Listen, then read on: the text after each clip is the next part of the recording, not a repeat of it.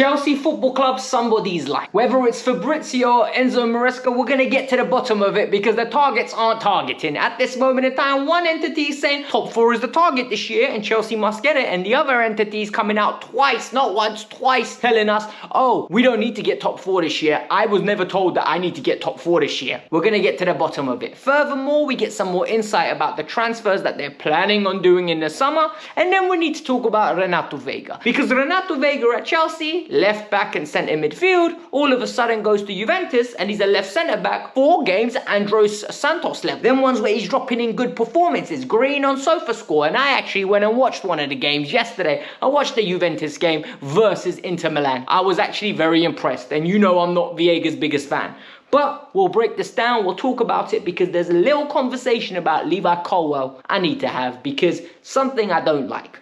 But before we get started, number 1, hit that like button. 1,000 likes goes a massive way. Subscribe to the channel if you want the latest Chelsea related news. And more importantly, yesterday I released a video saying I don't believe in the protest. And the reason why I don't believe it, there's no message. I don't know what the message is of this protest. And I also gave you the pros and cons of Blue Co. A lot of people, boy, the abuse I got. I haven't got abuse like that on the internet since I said Frank Lampard should have got sacked.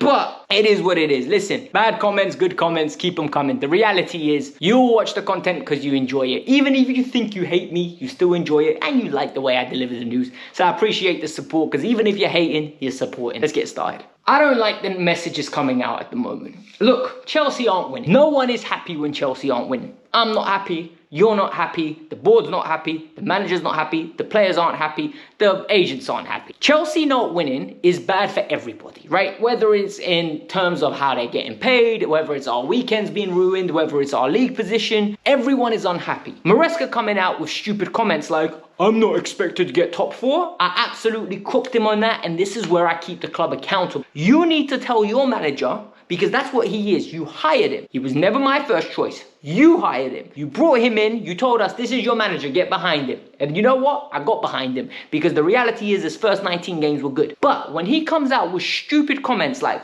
top 4 is not the target, I get annoyed. And this is where I'm keeping it accountable.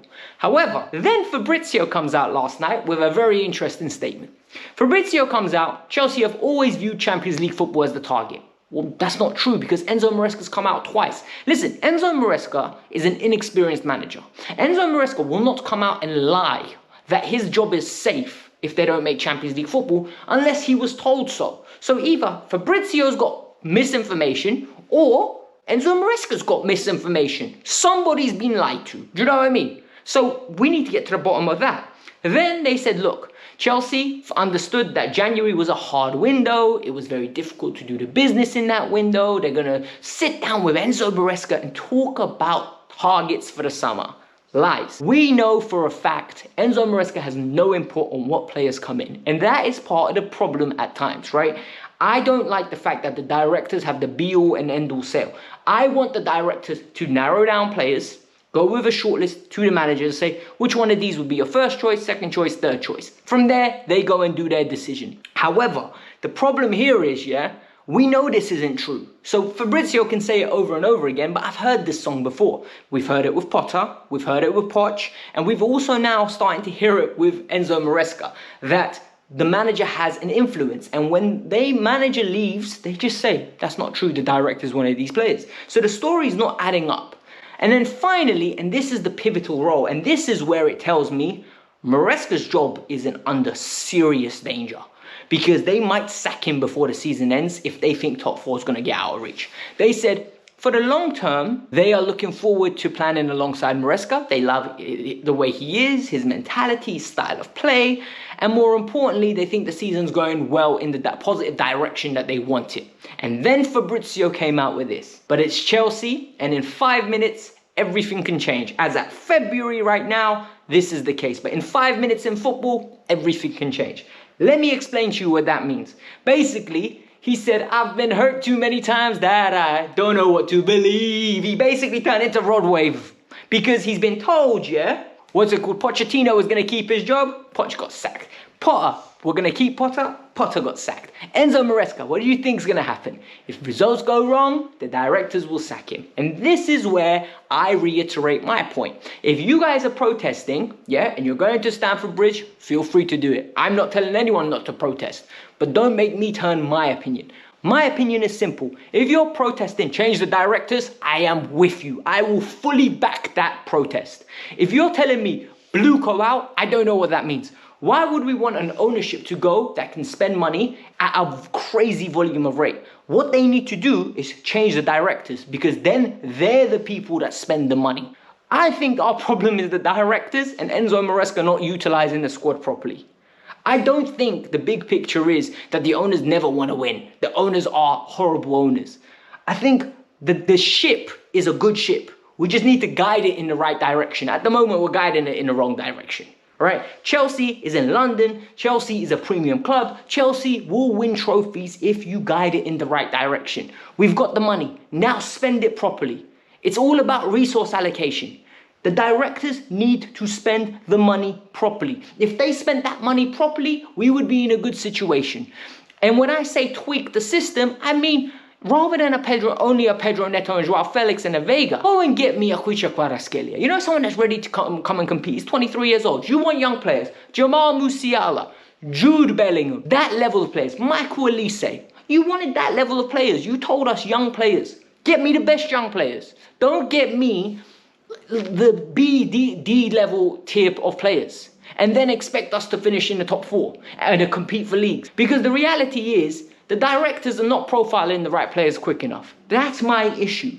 And like, it could be worse though. This is what I always say, it could be worse. And this is the prime example. Renato Veiga, right? We got him for £12 million or £11 million, 14 million euros. Renato's come in. Renato at Chelsea, Enzo Maresca decides to use him as a left fullback that tucks into the midfield or in the midfield.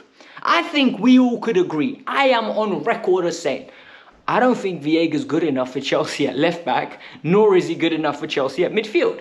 We all could agree, because when he left, I said, look, this is good money for Chelsea. He's not being used by Maresca. He wants to play regularly. What do you want from him? Do you know what I mean? Like, we have to move him on. What happened? They sent him on a dry loan. Well done. The fact that it's a dry loan has actually saved our bacon here. He's gone to Juventus. He's wanted to play centre-back. Maresca didn't see it. Now he's gone there. Thiago Motta, I think it's Thiago Motta. Motta's the manager. And all of a sudden he's playing left centre-back. 4 games back-to-back he's played well. I watched the Inter Milan game.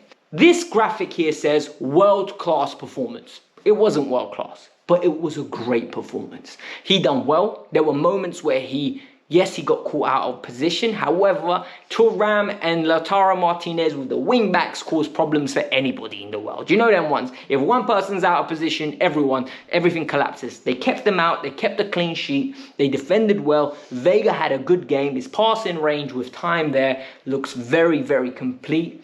The issue now arises, what do you do with Renato Veiga? Because when he returns in the summer, if the player is getting regular minutes at Juventus, he's going to want either A, to move to Juventus on a permanent, and we're going to ask for 35 million euros, as we should, or I think B, this is the big one, he's going to demand to play.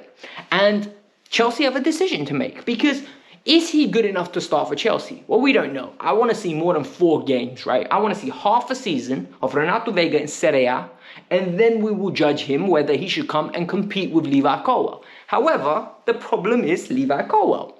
Listen, I like Levi Colwill. I think he's a good footballer. I think his passing is amazing. The problem is his passing is amazing and his defending is very average at this moment in time.